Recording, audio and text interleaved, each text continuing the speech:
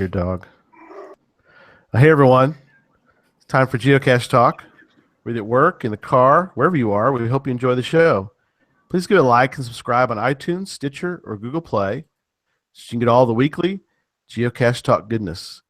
Big thanks to the Travel Bugs for the music and our patrons Doug Jones, Joshua and Caleb Slinkard, Tom Brotherman, Jeff Arbaugh, Deborah Burris, Joshua, the geocaching vlogger, Nick Hubbard, Andrew Tiepkin, Cecilia Perez, Sydney Sawyer, Valena Mahar, Jane Jewell, Dano Pugach, Memphis Mafia, Craig Michelle, the Geo Gearheads, Zach Fick, the Deadliest Cachers, Tim Turrell, Neil Moore, Molly the Geocaching Dog, and Dee and David Vickery, and our new patron, Adam Labanowski. If you'd like to become a patron, head over to patreon.com/geocachetalk for more details.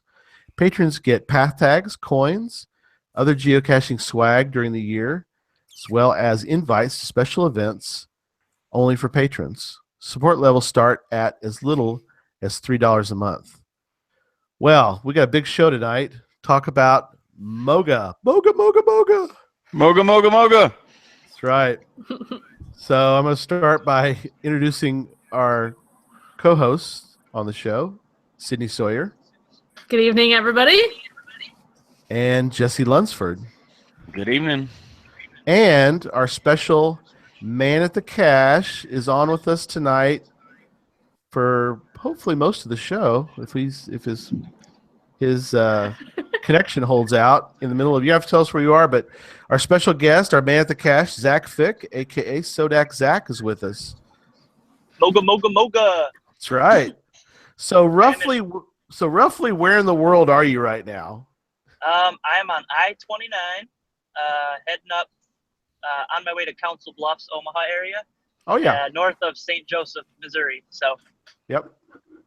I am very well aware of Council Bluffs and Omaha and the whole area. So nice part of the country. So we're going to jump right in and get into this. And kind of one of the points we want to do with tonight's show is really to kind of give people an insight into MOGA and also just megas, because I think a lot of people haven't gone to a mega and they kind of don't know what to expect, and they like to hear maybe a little bit more about, is this something for me? Is this something, especially for MOGAs and the Texas Challenge, you've got different some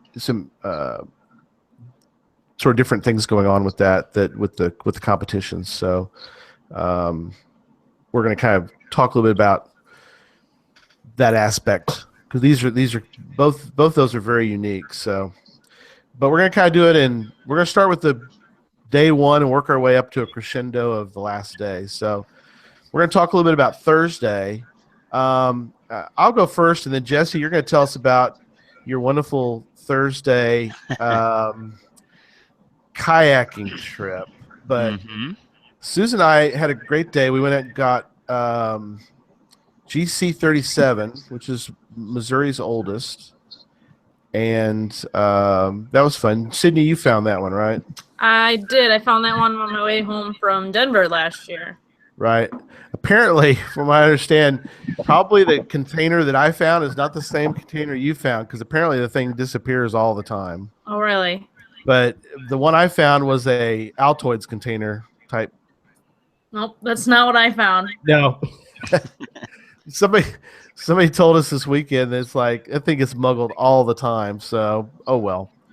But it was still fun getting to that spot and finding it. And then we actually went to the zoo. We had just kind of do something different, and we had a great time doing that. But during that time, Jesse decided he wanted to go somewhere and do a kayak. So tell us a little bit about that little trip you made.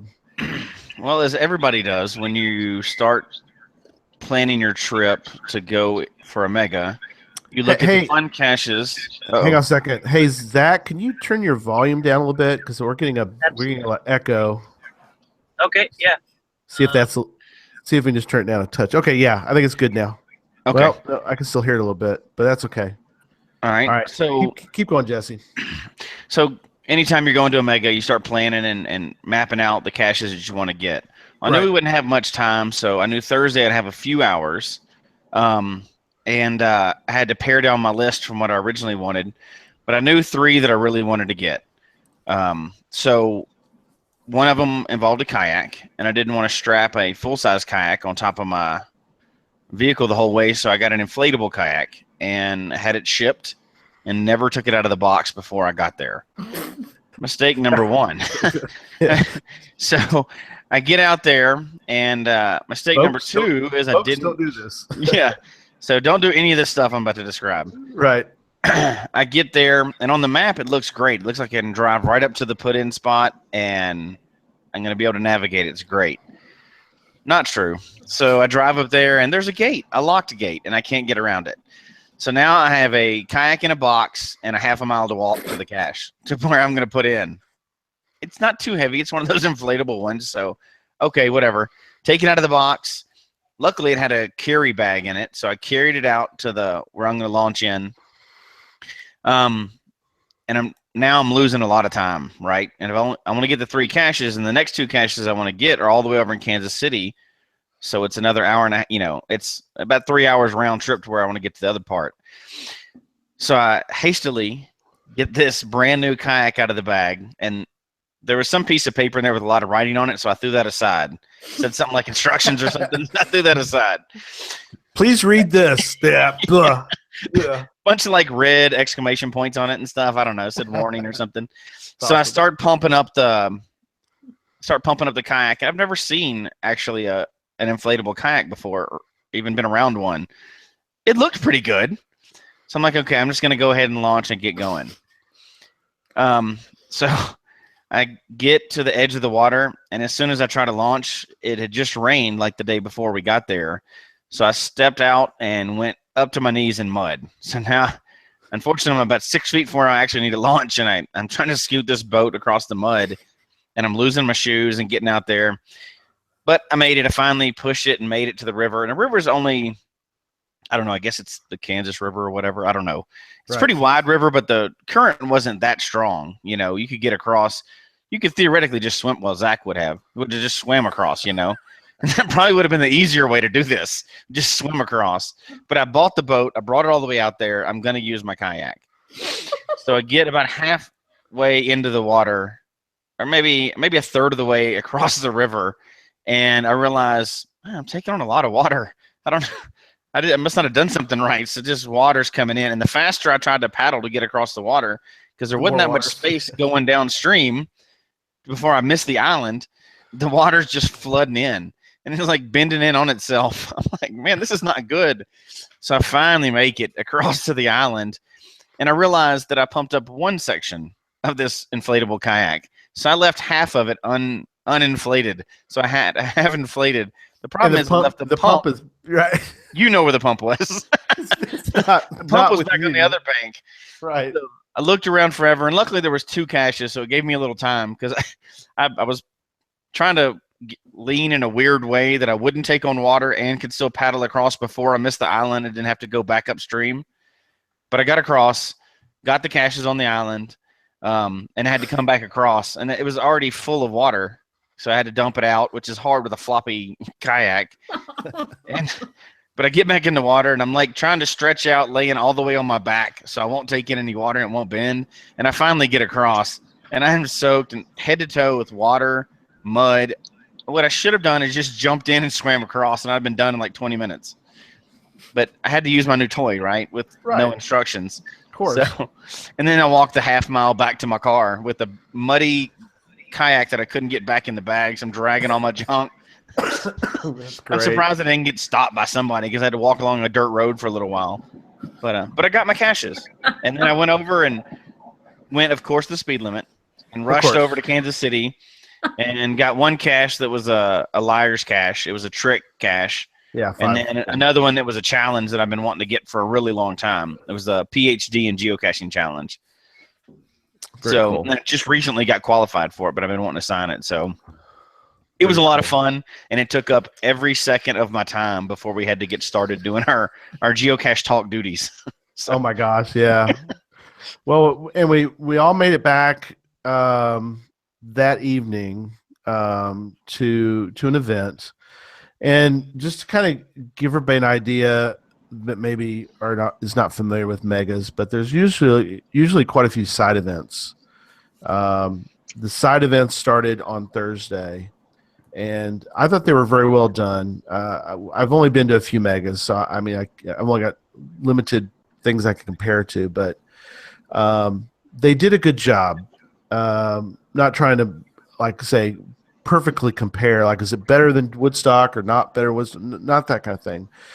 Was it well done? I mean, we'll hear from Zach and Jesse, but I think they did a great job. That's my opinion. There's always a little glitch here or there. They didn't have really very many at all, but they actually had two events on Thursday night, and we went to one. We kind of made it to the other. Jesse, you actually made it more to the second one. We just sort of showed up toward the end of the second event. yeah, I thought it was great. The venue they had was great. The whole floor was, rented out, and it was just geocachers everywhere. That was a large side event. I thought it was well done. When we walked in, all the staff knew exactly what we were there for. I mean, it helps that you have, people with GPS hanging off their neck, but they were very polite. They knew what the whole group was there for. They got us all set, and they had the appropriate amount of staff there for an event. They weren't like, oh, we didn't expect this many people.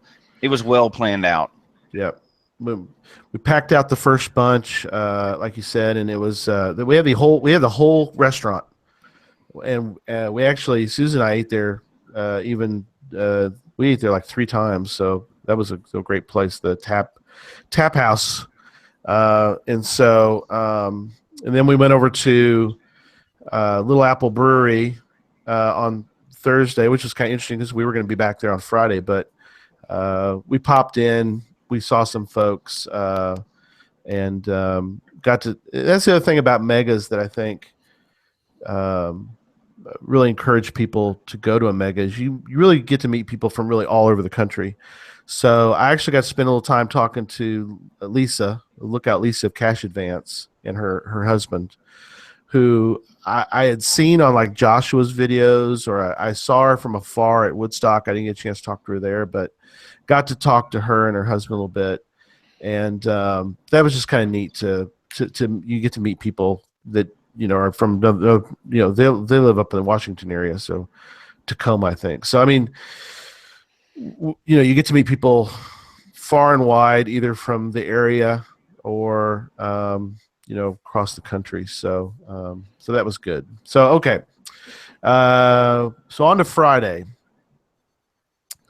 Friday was another full day. I mean, every one of these days was full, but the first thing we had on Friday for us was the joint lunch with the US Geocaching Hour hashtag US Geocaching Hour group and Geocache Talk invitees, people that RSVP'd, and we had a pretty good turnout. I was kind of hoping for a few more, but it was pretty good. Again, the Little Apple Brewery, they were very, very cordial for us. They had a nice room for us. They were very, very good as far as working around because you got all these people in there all want to pay separate, so they worked around all that, and that's when we had Zach pop in. At that point, Zach, you'd probably done what, 40 caches at that point? 70. 70, yeah, man, you were, yeah, but so that was our first. So Zach was there for that event as well, and Dan Buck, or Geocaching with Derek, as people call him, and his dad was there. One half of Couple of Bucks was there, and we hosted that. Joshua and Jonah were there. Joshua, the geocaching vlogger, and we had a lot of a lot of folks that we like to talk to. Several people, they're in our chat room, or not several, but there were a few that were in were in our chat room tonight. Jeremy Hill, his dad were there. So that was fun getting to meet them. Husker Girl, and I guess it's her husband or significant other. I'm not sure, but we got to meet her and him, and so that was kind of fun. This was her first event, and she kind of just started geocaching not that long ago, so it was kind of neat to talk to her and make her feel welcome and everything. So, I think that event went fine. Again, we always hope for more, but it wasn't. I think part of the problem was it's not an official event. And we might have even be able to have worked an official event, but so it was a little harder, I think. Don't you think, Jesse? Yeah, they were clamping down a little bit on official events because there's starting to be more and more. And there was a lot of events that weekend, but it was also Friday in the middle of the day, so not everybody's there yet. And but it was neat. We had, the three of us were there. We just need to get all four of us in the same place at the same time. Yeah. We're closer. We're getting closer, though. We're building it up more and more. Closer. We'll talk about. Yep. Yeah. I'll just say we're going to talk about there. You can't jump ahead yet. But it was neat with the U.S. Geocaching Hour, seeing those people in person. Because you never, Twitter show is even more removed from all the other shows. And how neat is that? We got a good picture with all of us in it. So we're missing one person there that should have been there, but that's, we can't talk about that right now. We'll get to that because we're gonna have to talk about that, Sydney. She's not gonna say anything about that. All right, so then we went from there right over to the theater, Seth Child's 12 or whatever that theater was, and that was an experience in so many different ways. We showed up, and so we had a little meet and greet like at 1:30, and there's a lot of people even at the meet and greet before people showed up for the movie. Mm-hmm. And so we're right inside the theater along the sort of the lobby area, and we're just talking. We're not really, I think we weren't really that loud or anything, but apparently we looked like we were trouble.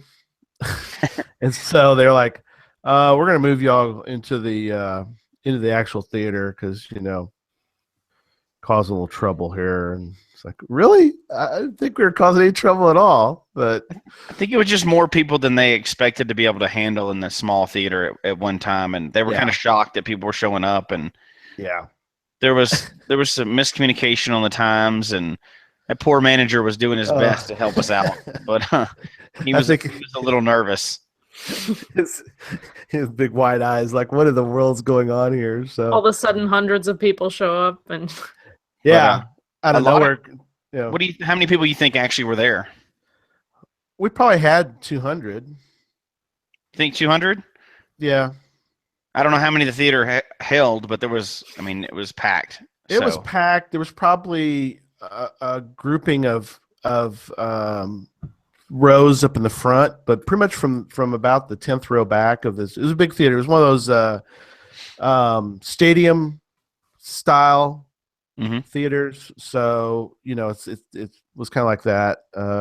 It's not like the we've all been in theaters. It's just one level. This is a multi, like a first part was sort of on a slope, and then the back part was like a stadium seating. It was a legit theater and showing the movie, and a few minor glitches. And what was so telling about how good it was is that people just glossed right over the glitches that were happening. Yeah, I mean, they just moved right past that and were interested. They were genuinely interested in the movie. So, yeah. And about 5 minutes into the movie, Chris shows up. He flew into Kansas City and then drove with his uncle over to good old Manhattan, Kansas. And so he shows up, and it was very surreal, I think, for him and just for the rest of us to watch. him walk in, and he's like looking at his movie. It's playing on the big screen. And he's taking it all in, and it's kind of it's kind of wild to just. I was kind of like watching him watch the movie. So, but yeah, I think a lot of people were. I think didn't know what to expect going into it, and they were. I forgot to grab it, but I have one of the coins. Did you have the coin with you, Jesse? Or is it I not don't. with you? Okay, we'll show it sometime. But they came out with a little coin that you could buy only at the theater. And so Man, I know. I'm sorry. come on. And so we had people coming up going, "Where's the coin? I want to buy the coin." And I was like, "Well, I'm." And we had Jesse Tuttle was coming in. He hadn't quite got there yet. I'm like, "Well, not here yet." And like, "Well, I'm here to buy the coin." And I go, "Well, I think you want to sit and watch this movie. I think you're gonna like it." And like, "No, we want the coin." And I was like, "Okay, but didn't you, Jesse, say you met some people afterwards? Were like, man, I didn't realize how good this movie was gonna be." Yeah, people were pleasantly surprised, and we had seen that reaction in the crowd once before. Zach, that was your first time to see people first time to see the movie too, right? But first time to see people get to watch the movie. Is that what you expected the reaction to be? I mean, it was more than what I expected, I would say, because, I mean, people were laughing like audibly, and you don't even get that in some blockbusters. Right. Jokes don't land or whatever. Like this one did, and the geocachers just seemed delighted that like jokes that they might have with their friends are now like in the movie. And actually, I was sitting next to Dan Buck's dad, and he was even looking like he was tearing up at some points and everything, especially with there's the homeless theme in there, and there's some moments in there that are pretty heavy. And so it was really cool seeing emotions that, I mean, to be honest, you don't necessarily see in many movies. And part of it is because it's a movie about something that we can all connect with. It's a meaningful way for all of us. But it was just really cool seeing that, and then hearing the ovations at the end for Chris, and seeing his just pure joy. I mean, that had to have been so great for him. Yeah, and it was neat seeing people, like you're just talking about, seeing people's reactions. Last time we were at the drive-in, so we got to see some of people's reactions in between Gary quoting the movie. Yeah, but sorry. I bet you did it again this time too. But I did it once. I'm like, okay, I can't do this anymore. But this was neat to get to see people's reactions, and you could see when the Easter eggs would pop up on the screen, and we had seen the before, so we knew when the sad parts were coming. So I'm looking all around to see if my daughter was there, to see if she was crying, and my wife was crying, and it was neat. It was fun watching people watch the movie. As weird as that sounds, it was cool to see their reactions. No, it was. And UDAC in the chat room was mentioning about that whole. She's right. She said, "Sounds like it helped to show the movie in a theater." It really did. Like you said, it really. I've seen it a few times, and so it was kind of neat, like you said, to see it on a big screen and watch people. I'm gonna grab the thing. I got the coin. I'm gonna show you here in a minute. But anyway, so keep talking about that, and I will grab it here and show you, because it's kind of cool and very unique. What was even more telling too was, of course, those coins went fast and they were gone. Oh my gosh, yes. But afterwards, there was a Q&A, and Chris got up and got the chance to actually answer questions. And that's that tense moment, like, is somebody going to ask a weird question? How's this going to go down? And people were engaged and asking real questions, and even asking questions that were like, oh, wow. Because I think Zach and I were standing together when they started doing those questions at the back of the theater, and we're like, oh gosh, what's everybody going to ask? And so they were asking like deep questions, and they picked up on stuff and were paying attention. Like, it's hard to say what they asked, obviously, without giving away anything in the movie. And even Chris was like, yeah, that's a very good question. That actually is based on real life. And so that was kind of cool. Yeah, you know, and that's why I was when we started the Q&A, I was standing next to Chris because I was like, if this goes south, you know, in this Q&A, it's like I want to be ready to kind of have a chat with Chris and ask questions myself because it's like I didn't want it to be like, okay, does anybody have any questions? And be like, Chirp, chirp. nothing. Yeah. And I was like, And you never know what you're going to get with a so- live audience. So, yes, all right. Here's well, and then even after that, as you're getting that ready, so he Yeah. was in the auditorium, I guess. oh yeah, afterwards. that's a good story. And he mentioned having the movies for sale and the poster. And that's another one. You're like, are people going to buy this on the spot? You know, because they're ordering them. And he had a poster that he was going to sign. And we walked out there, and there was a line all the way through the auditorium. I think he sold out like every copy he had there available. People were just lined up to get to order this movie on the spot. That was pretty cool. That was something I think that really overwhelmed him in a sense was that people walked out of the theater and got in line. I mean, just straight beeline to it. They just got in line, just we're ready to go. And so he was organized. He was sitting in one spot and he was signing the little things that Zach's got. Yeah, Zach's highlighting it on the video right now. Zach's highlighting the. He's got his poster hanging in his car. And his mobile. That's a mobile studio, not a car. Yeah.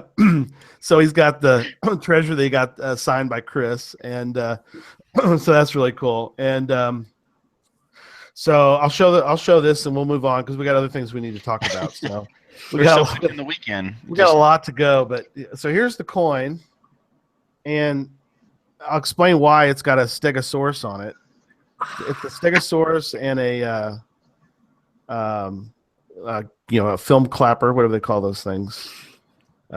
Anyway, markers. Yeah, there you go. And the stegosaurus is the very first swag in the movie. So, yeah, in the you guys back, didn't happen to get an extra one, did you? I was lucky to get this one.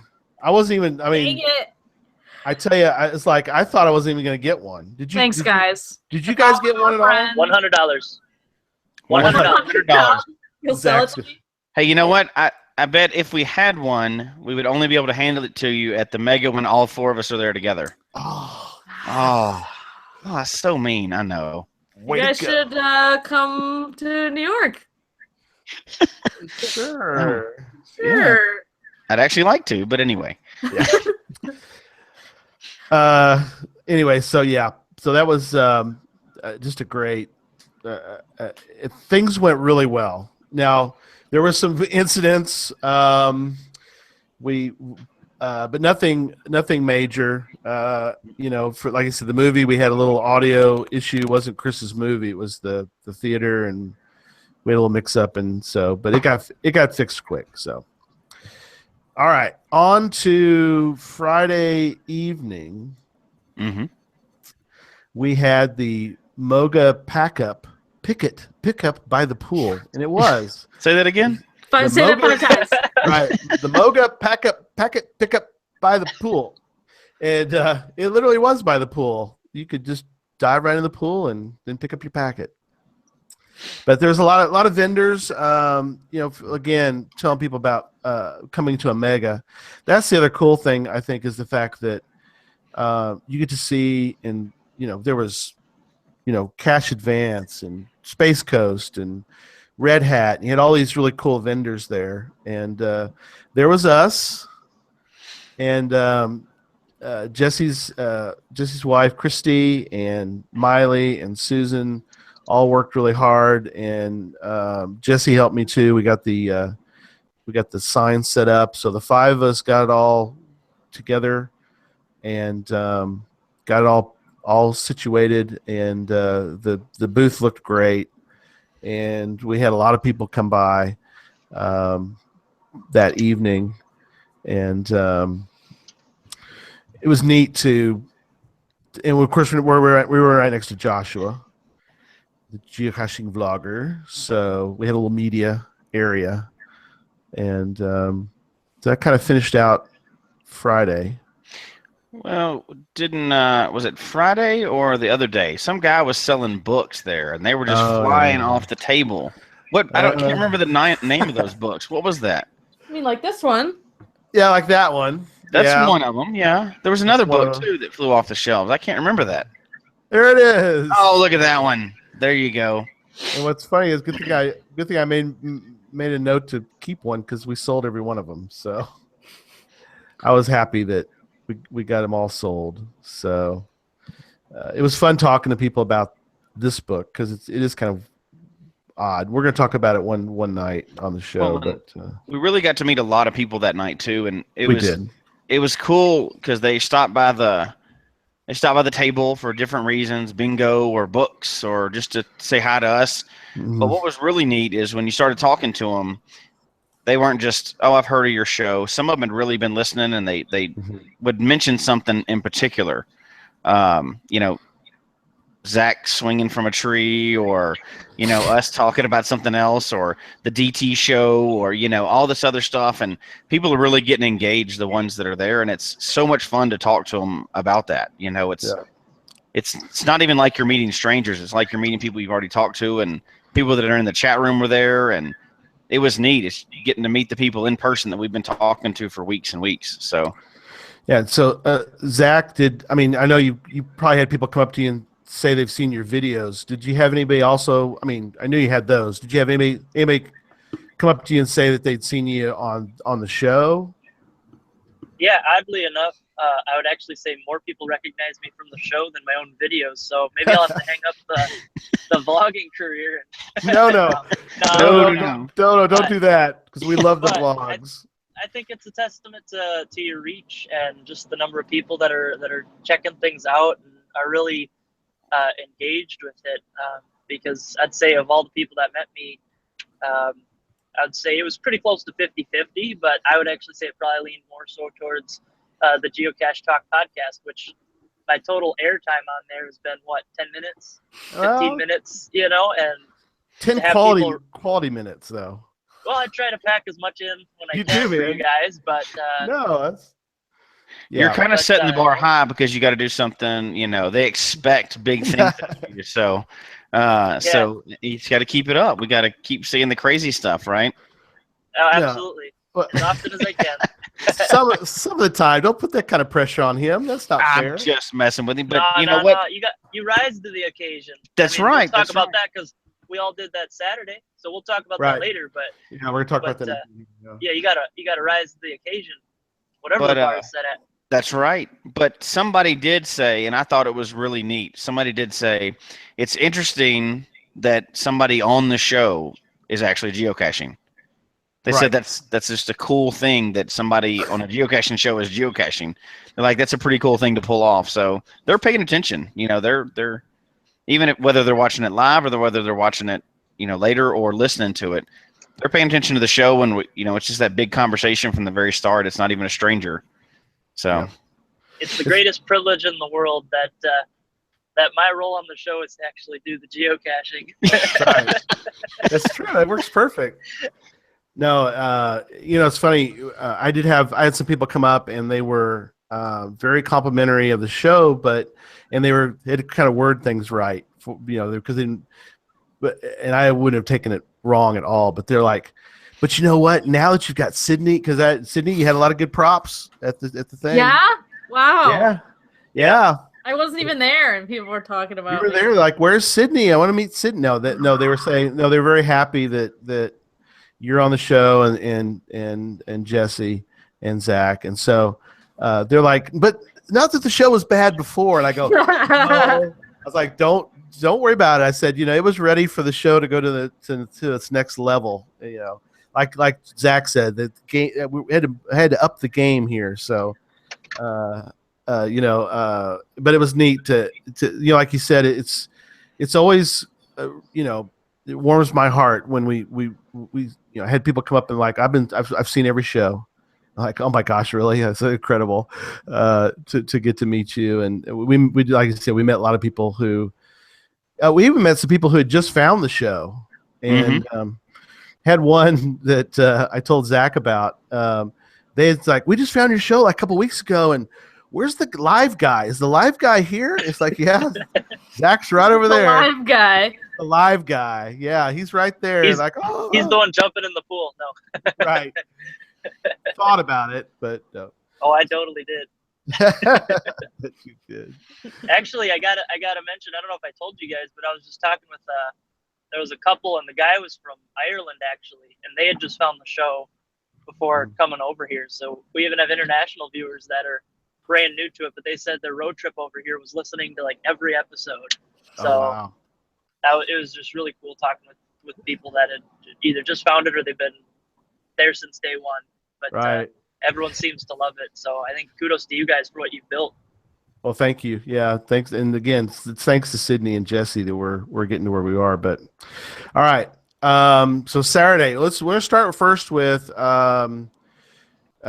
Saturday morning. And so Zach actually started off Saturday. This is kind of funny. So Zach, So if we're going chronologically, I have Yeah. to start actually, right? you do have to start with Saturday. absolutely. It was like 1 a.m., right? Or something around 1 a.m. Yeah. Yeah. You and Eric are doing lab caches because Yeah.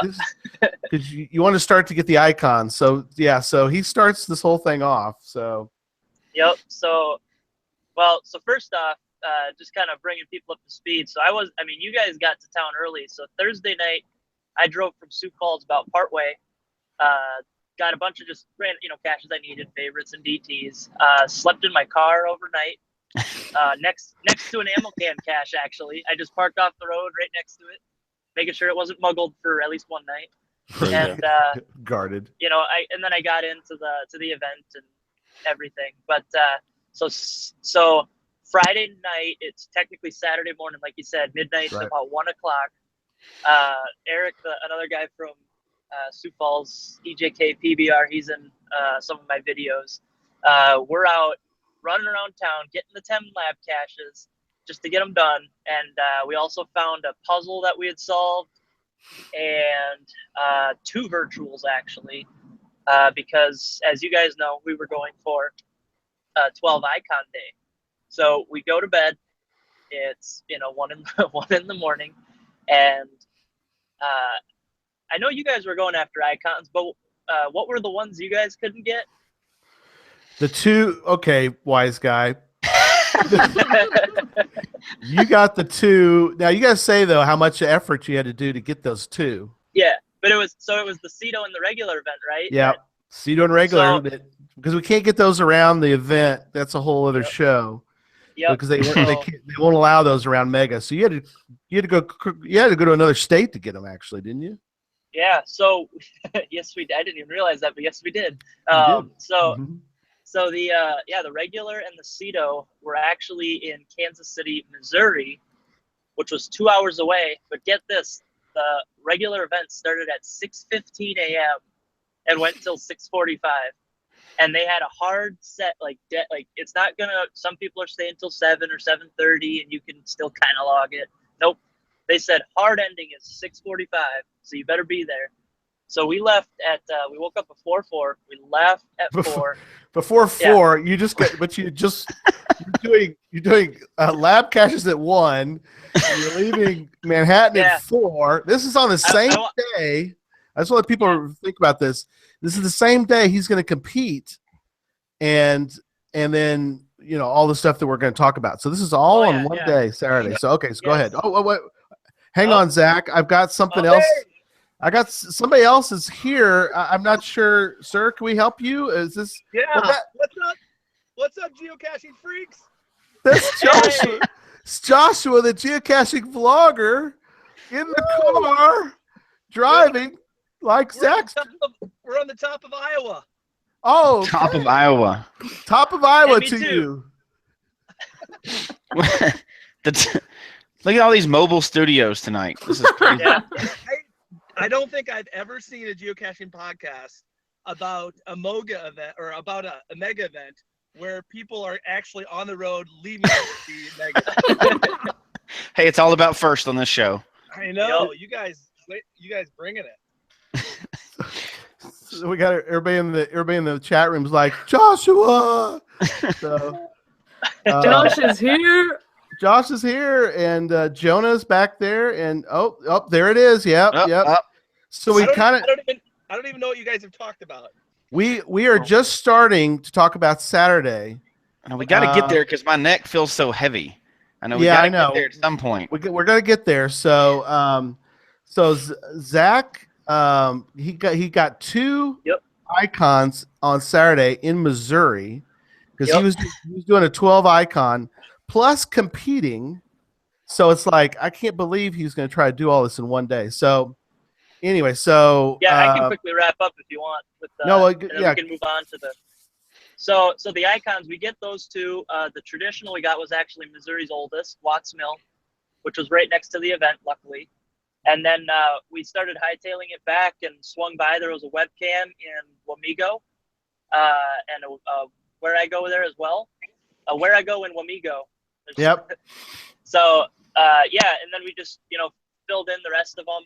I think the letterbox we actually got in Missouri was a really weird DT letterbox, like really high. So it was fun. There was a bridge climb.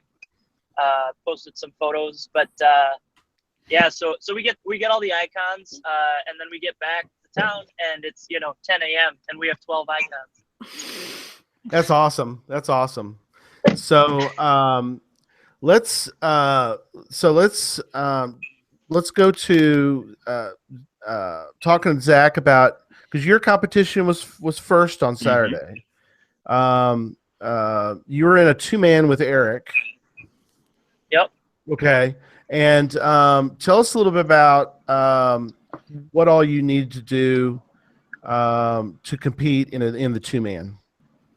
Yeah, so actually the night before we were, I think, the last ones to sign up for the 2-man competition. We were just walk-ins, and Eric wasn't even there. I just texted him, "Hey, we're in the 2-man competition. Hope that's all right." And just and he's the first to admit this, but Eric's not a runner at all. Like, hasn't run a mile in who knows how long. And so he was like, "Okay, I guess we'll do this." And so we sign up and we get there, and it's at the same time as the 4-person and the same course. But so what we're doing is the 2-person, the rules with that is you have to stick together. So there's no spreading out and each of you get 15 caches, or I get 20 and he gets 10. We both had to do all 30, which for me, I say that's fine. For Eric, that that was almost the death of him. But so we completed the course, and what you're going around doing is you're finding these large pill bottles, camoed pill bottles that have hole punches in them, and they're all different. They're kind of like spikes, all in different formations, and you're punching a card. And I think two-thirds of the way through, we decided, they gave us a topographical map, so you take the path of least resistance, and we said, nope, we're geocachers. We're bushwhacking. Beeline, baby.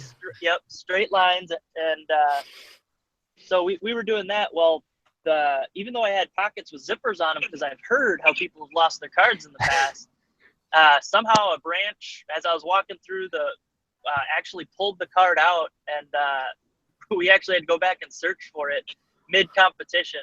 So it's sort of like a baton. If you don't bring the baton back, if you drop the baton, you're done. If you don't bring the card back, then you're disqualified from the competition. There's no proof that you got any punches. So we found it luckily and made quick work of the rest of them and got in. And our official time, actually we were told when we were signing up, they said, well, no one in the 2-person competition will get all 30, so it's get as many as you can in 2.5 hours. Well, we did it in an hour and a half, so we had an hour left, and there was another team that also got 30, and we beat them by 25 minutes. So we were I was pretty proud of what we did, and I thought Eric would be too, except he turns to me at the finish line. He's like, 25 minutes? We could have taken it 24 minutes slower and easier. Instead of killing ourselves, we could have slowed down a little bit. Yeah. But I told him, if you're going to go through the pain, you might as well get the hardware for it. That's right. There's the hardware. Yep. Now I saw them coming in at the very end, and Zach, I think it would have been a good strategy to have like a rope tied to you and dragging him. He's just like on a sled, like. Yeah. It looked like Yeah. there was an imaginary rope between you two. Yeah. Yeah. I'm like, we had the one left that was past the finish line. They actually made you run out the driveway. I think, Josh, you started with that one, which was a good strategy. We figured we could finish there because then we could see if people are still running. But I come out of the woods and I'm running by, and Eric comes out a little ways later, and I'm trying to stay close to him. So I don't know how strict they are on DQing you for the distance between you two, but I'm like, come on, and hopping down the driveway. And I actually, when I turn around, I punch the last one, and I turn around and run by him, and he turns on his heel and turns around and comes towards the finish line. I run in, and I hand the guy the card, and I'm like, all right, we're finished. And he said, well, no, it's when your second teammate finishes. Where is he? And I turn around and I can't even see him. He's still. So he comes around the corner and runs in, and man, we just had a blast. It was so much fun. That's awesome. Yep, very cool. So so Josh and Jesse, they were going to do the 2-man, but something occurred, and you guys end up in the 4-man. So Joshua, how did you guys end up in the 4-man this year? So yeah, Jesse and I had planned on doing just a 2-person competition. And then at the booth on Friday night, a friend of mine, Joe, and another guy named Sam Cherry, who have both been champions in the individual competition. Sam had been a champion 3 years in a row, and he was ready to 4-peat, so very fast. And Joe, who has won several years, approached us and said, "Hey, how about we try for a 4-person team and go for the cup?" And I looked at him and I looked at Jesse and I was like, "Jesse, what do you think?" And Jesse, what was your response? Let's go for it. Let's go for it. So that's how that worked. Yeah. Wow. So But secretly inside, I'm going, what has Joshua just got me into? Like, these 2 marathon runners come walking up. I'm like, we may need a sidebar, and we need to talk about this. I'm very competitive, but I'm no longer a marathon runner. What is going to happen here? However, I did get you into finding less caches. Yep, I only had to go for 8, so it was great. Yeah, because the way the 4-person works is you divide and conquer to find those 30 caches. Mm-hmm. That is true. There's a trade-off there. So there is. So you guys are on, like I said, similar course, but then you guys have to sort of strategize to do the 30 and get back before everybody else. And so you kind of all decided what would be the best course of action, but you kind of do the same thing. You go out to you have to find the cache, get your stamp on your card, and then eventually run back in. So I assume that you have to all sort of get back. Obviously, you try to all get back about the same time. Did you guys didn't have any problem? Well, I saw some of you had some scrapes. Jesse had a few scrapes and stuff. I don't think it'll show on the video for YouTube, but Josh and I did have a little blood at the finish line. I don't think blood. Little blood. Just a little bit. Well, you took some of those. You just sort of did like Zach said. You just sort of tossed the topographical map to the side and just kind of went boldly forward. Absolutely. Well, the only chance I had to compete with these marathon guys, if I just bulldoze straight through bushes and streams and stuff, that's about the only shot I had. So it worked out for me. So I just, hey, let's go up the hill and then through the trees. That sounds like a good plan. So Josh, you've done this competition before. You've done both the 2-man, well, yes. two person, because you did it with Reese. Yes. I did it with Reese, and I've done it with another gentleman as well. Another guy, and then you did a 4-man back in what year did you do the 4-man? 2012. 2012, and that was the Minnesota. Mm-hmm. And why is it called it's called the MOGA Cup Minnesota? Well, it's called the Minnesota Cup. That's what it says on it. Right. Because I believe the first 3 years the Minnesota teams won it. And so after the first year, the Minnesota team said, we need to have a trophy. So they made a trophy and brought it the next year. And so ever since then, it's called the Minnesota Cup, or somewhere along the line. Right. The Minnesota team didn't win it. They changed it to the MOGA Cup. The MOGA Cup, but I think they even mentioned Minnesota again the other day. So anyway, it's written on the cup, Minnesota Cup. It is also, that's awesome. So it's on the cup. Well, wait a minute. How did you guys do in this competition? Well, let me show you for a second. Jonah is outside right now. Here, Okay. You're going to see him, but here, we'll try this. Here. Sure. Oh, hold on. I got to start my car. Spin around. Oh, okay. Here we go. Wait for it. Wait for it. Okay, here we go. I don't know if you can see him. There he is. There he is. What's he doing out there? Jonah's being a nut. He's dancing with the cup. We got the cup, people. Yeah. We got the Minnesota Cup. Got the cup. Don't drop it, Jonah! Don't drop it live on the show. That would be All terrible. right. So Jonah's Oh going my to. gosh. It's coming back to Minnesota, people, after 5 years. That is awesome. Isn't that cool? Yeah, there it is. There it is. So We had fries and burgers out of it last night. Jesse had some ice cream out of it. Milkshake, hey, yeah. yeah, they treat it like the Stanley Cup. They were eating out of it, and Joshua wanted him to pour a whole pot of coffee in it, and he was going to drink a whole pot of coffee last night at the Denny's. Yeah. So incredible. Ton of fun. We kind of jumped ahead, but you guys did the competition, and then when you got back, did you feel like that you had done, like, did the four of you guys think that, like, you guys really did rock it, or did you feel like, were you sort of unsure whether you, because you had a great time, you had one of the fastest times ever. Mm-hmm. Yeah. Jesse, you could take that. Well, it was a pretty good hint when Joshua and I were the only ones sitting there that we were doing okay. So we came across the line first and second. So that helped us feel good about our chances. But the other guys were coming down the hill. They had the furthest distance out to go.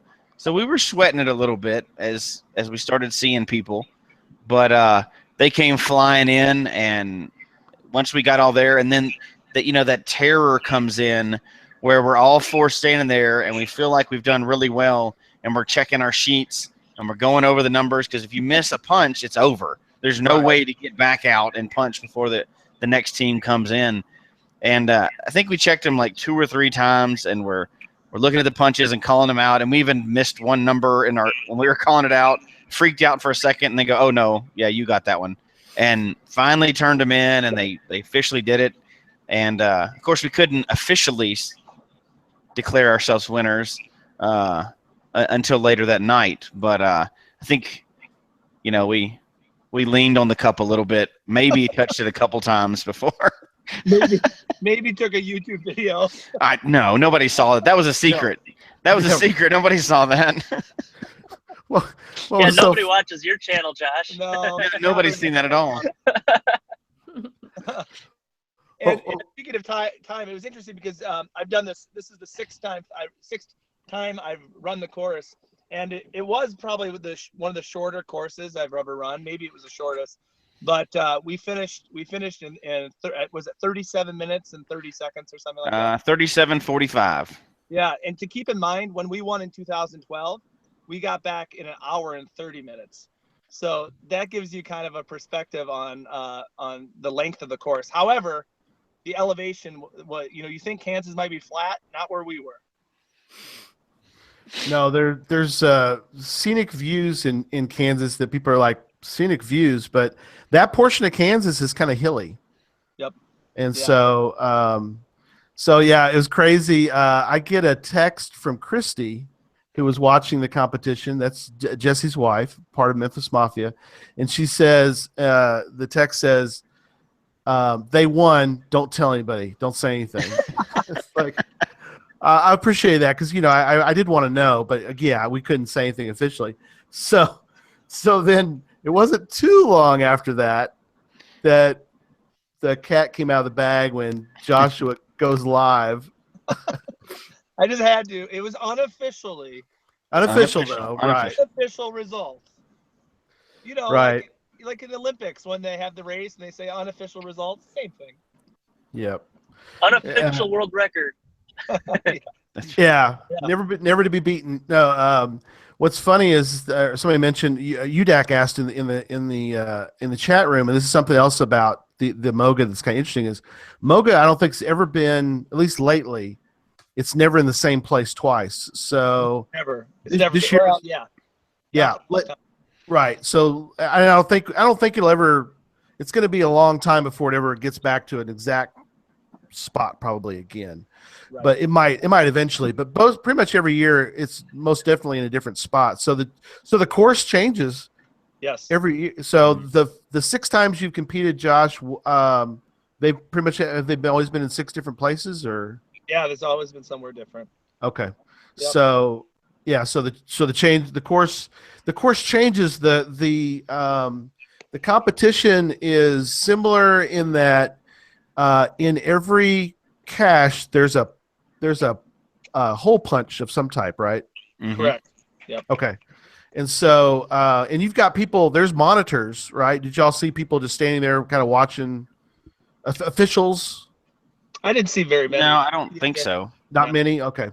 But well, of course it doesn't matter. You have to do whatever, because the punches are all different. So Yeah, Right. you gotta get you the know, Yeah. cache number 1 has a certain type of punch at it. You can't just sort of punch randomly. Yeah, Right. it's a special shaped or patterned punch that has to go in a specific place on the sheet that they give you right there on the spot. So you wouldn't. I don't know that you would need people out there, but if you messed it up, you'd be called on it. But I think I think that's the safety mechanism there, is that it's very unique. You're not going to have a hole punch similar to any of those just hanging in your geocaching bag. So Right. Yeah, they're all very different. So Hey guys, I gotta get going. I gotta get on. you gotta go. Okay. All right. Yep. I wanted to jump on. Where's the cup? One more time. Show us one more time. one more time. We got to see that Show cup. us the cup, because Josh hasn't even gotten home. He's not even in his state yet. There it is. Moga, Moga, Moga. Moga. Moga. Moga. Moga. All right, log it That on. was the worst chant All right. ever. Thanks, Josh. We'll see ya. It was awesome hanging out with you guys this weekend. See ya. Thank you, guys. You Bye, too. Josh. Thanks for Bye. jumping on. All right, there we go. And him and Zach haven't even made it home from this mega yet. This is crazy. I'm not So- even to the town that's 3 hours away from my house. And I have work at 7 a.m. Oh my my gosh. goodness. So I Zach, still got some caches to get tonight. oh my gosh, it's gonna Of course, keep- of course. Of course he does. So Zach, what state are you in right now? I mean, you've been driving now for a little while. I'm in a Are you in state of Iowa? misery. No, I know. Yeah. I think that's Missouri. Missouri? Yeah, yeah, Missouri? no, I am in the state of Iowa. Okay. So, Josh, I'm on your heels now. I'm in the state of Iowa. Let's see if there's a mile marker coming up. Nope, no. Just But It's got I'm dark. Somewhere in Iowa. yep. Awesome. so quickly Coming up about the on Omaha and competition. Council Bluffs. Yeah. Go ahead. Go ahead, Jesse. I'm sorry. About the competition, we just talked about super fast times and all this competitive stuff, but I think it's good to mention that it's something for everyone. So there was people there of all levels. There was a disability course. There was Yes, there age was. brackets. There was everything else. So it's not all just crazy Zach type people. It's open for everybody, and there was tons of people out there, and everybody was enjoying himself, and it was competitive, but for somebody that's never been to that one like me, that was my first time, and yours first too, right, Zach? Oh yeah. And So that was our first time at that kind competition. of on that note quickly. Actually, it was another cacher that found my card when I dropped it. Yeah, And so for him to say, hey, I think that's it up there. He spotted the white sheet of paper sitting on the ground. I think that sort of shows what this competition's all about right there. absolutely. Yeah. There was nobody pushing each other down and stuff like that. Everybody was happy, for everybody else, for wherever they finished. So it was a good, friendly, but very competitive event. So it was good for anybody that hasn't been. What do you think? Are you going back, Zach? Oh, I'm defending my title and I'm calling it right now. There's no question that we're not going back. So I would just say to everybody that's considering it, that was a cool part of this whole mega experience. It was great. Yeah. I Yeah. don't care where MOGA is next year. although, I'm going. although we know where it is now, but and we'll talk That's about right. that in a second. But something you're to comment as well on that, Jesse. A couple things. One is for people who've never been to MOGA. MOGA is very unique, and it's the Texas Challenge does it by teams. Mhm. MOGA does it by 4-man, 2-man, or individual. Mhm. One thing I thought was great was that they do break it down. Like if you want to show up and compete, you are put into age levels. Like you said, there's a disability course for those for people that have disabilities. They have. We saw a little girl get up there. I think she was 7. Oh And yeah. she got her medal, and everybody's cheering, and that says so often. And then we have people that are, we have the 50 and over group. I mean, the other thing I think was interesting, and something that I did not realize for you. So you have, I don't know, 600-700 people there or something. There was a couple age groups that if you'd have just shown up and gone out and gotten one cache, you would have won a medal, because they didn't have enough people compete in that level. There's the medals. Josh and Zach are both showing you. Go ahead. Look at that. It's just so heavy. I had to pick it up for a minute. All right, show Yeah, the I gotta medals. do a workout. Go ahead. Yeah, let's actually show this medal. So they are very heavy medals. Heavy metal. It's very heavy metal. Yep. that's right. Is there something on the back of yours, Zach? Yeah. What does it there's say, letters Zach? and numbers. What does it say? Once place. First place. First place. No. Yes.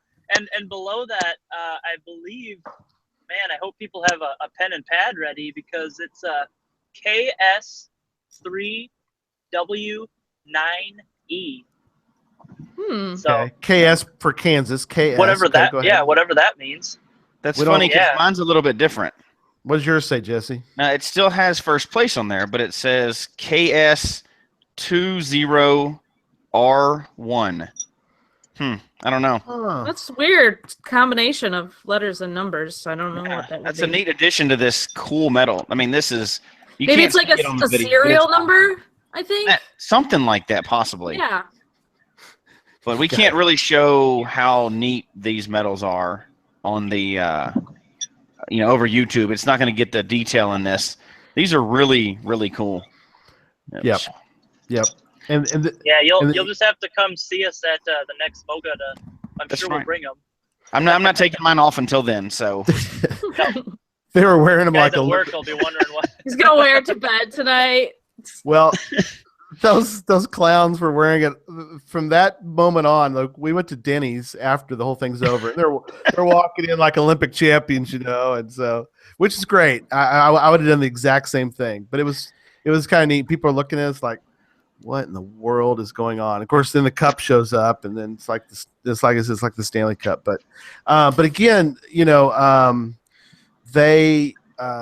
there's some medals they did not give out because people just didn't sign up, and so to sort of finish this thought is that if you don't want to do this, like if you're not either physically able or you're not interested in that type of competition, which is fine. I mean, it's fun for everybody. It's fun for those, fun for people to watch and so forth. Is that you can go to MOGA and do all sorts of different things.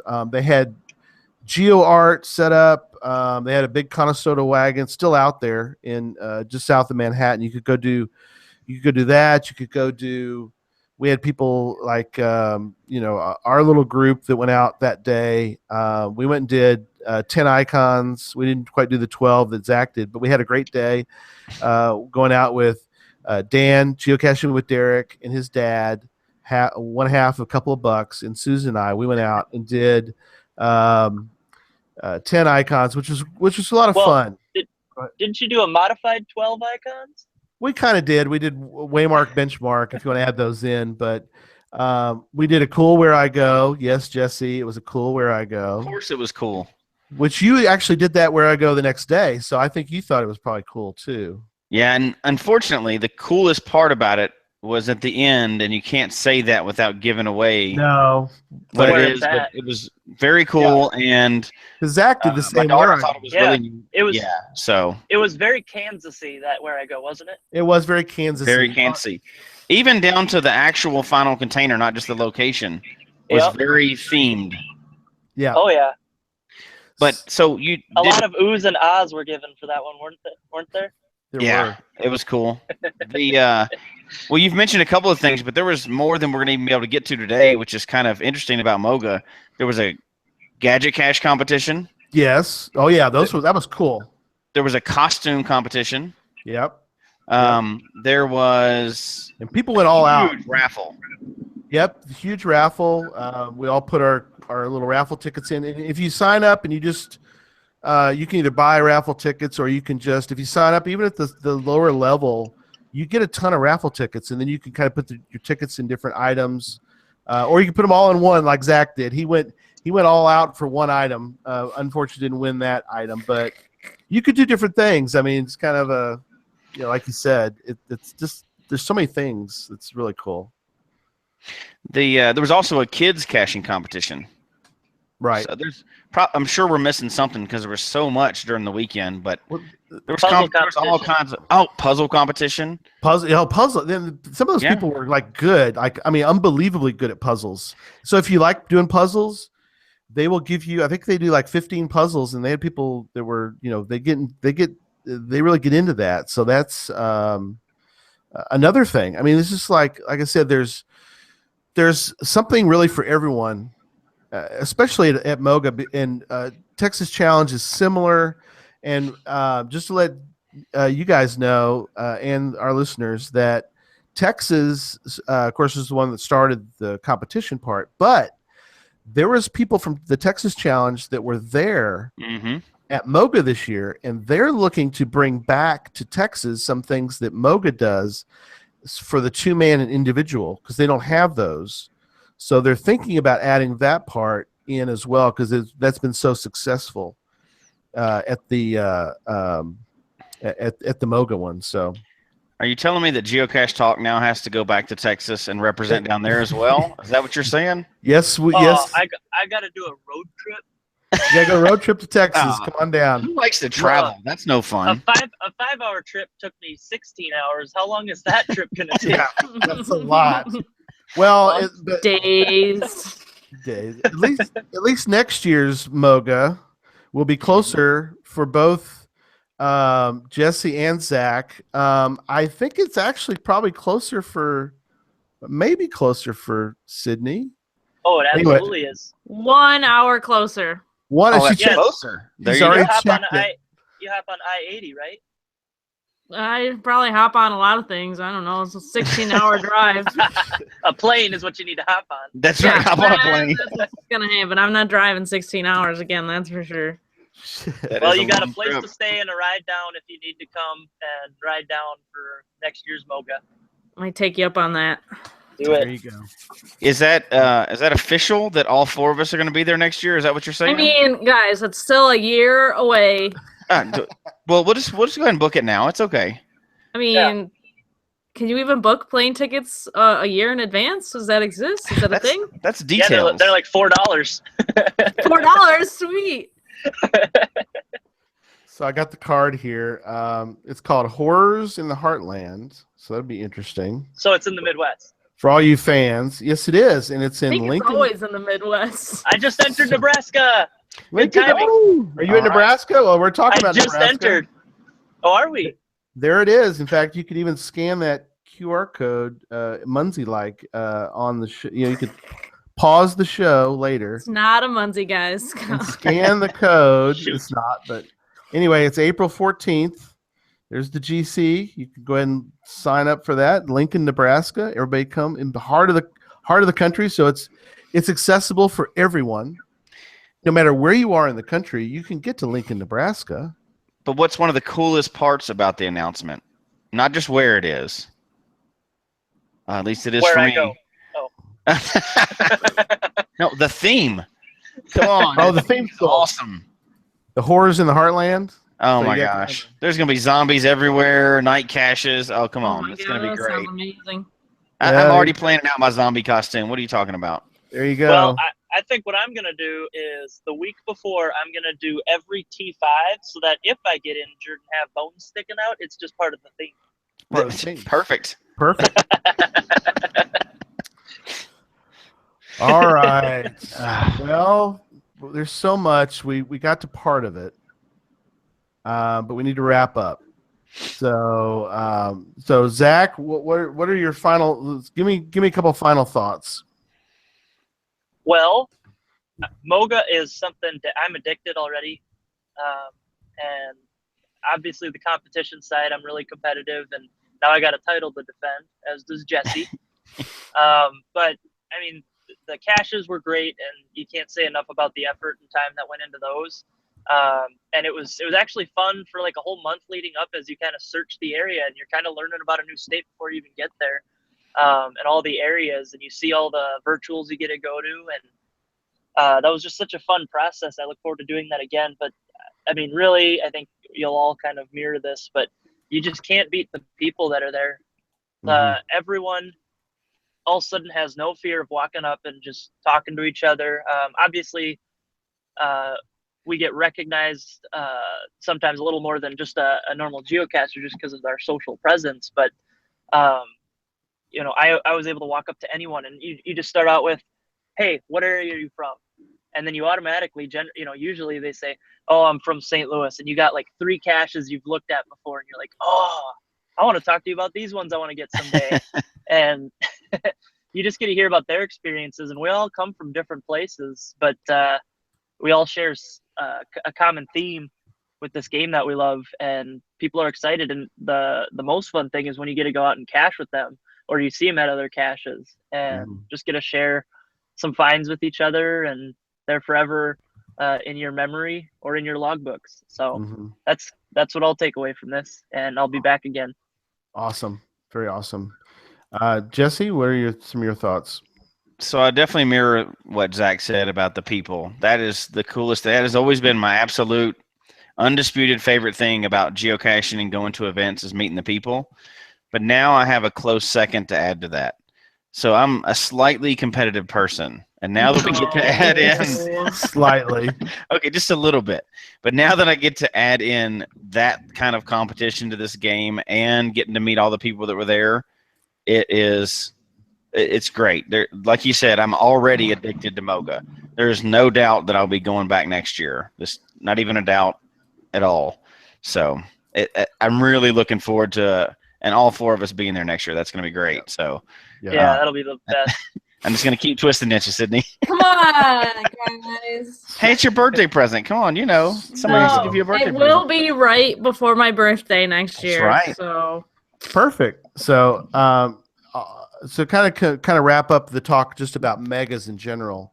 Sydney, what are your thoughts about? Because you've done how many megas do you think you've done now? I mean, 3 or 4, 5, 6. I think you've done at least 6, haven't you? I think 5 or 6, maybe. I don't know. Okay, but Woodstock, of course, was really cool, and Right. you're going to ASP. So, what are your thoughts on the just megas in general? Well, I've always wanted to go to MOGA.